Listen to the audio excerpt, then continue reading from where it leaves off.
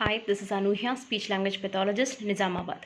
So ఈరోజు client గురించి discuss చేస్తే, ఒక క్లయింట్ వచ్చారు. హియరింగ్ ఎయిడ్ కొన్నారంట ఒక ప్లేస్లో. కొని అంటే చైల్డ్కి 1 year లోపలే హియరింగ్ లాస్ ఉంది అని డయాగ్నోస్ అయింది. అది కూడా severe hearing loss. So hearing aid తీసుకోవడానికి ఇంకొక 1 year పట్టింది. So when the child is 2 years వాళ్ళు హియరింగ్ ఎయిడ్ తీసుకున్నారు. హియరింగ్ ఎయిడ్ తీసుకున్నాక స్పీచ్ థెరపీ తీసుకోవాలి, ఆడిటరీ వర్బల్ థెరపీ తీసుకోవాలని చెప్పలేదంట.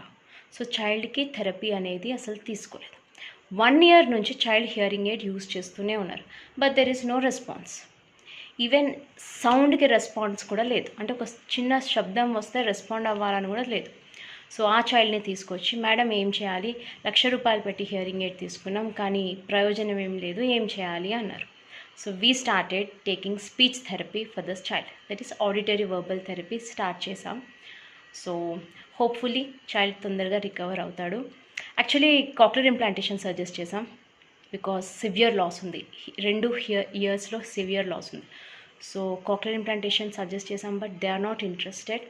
సో హియరింగ్ ఎయిడ్తోనే, with a good hearing aid, programmable hearing aid, so speech therapy, auditory verbal therapy start chesam. So hope for the good result.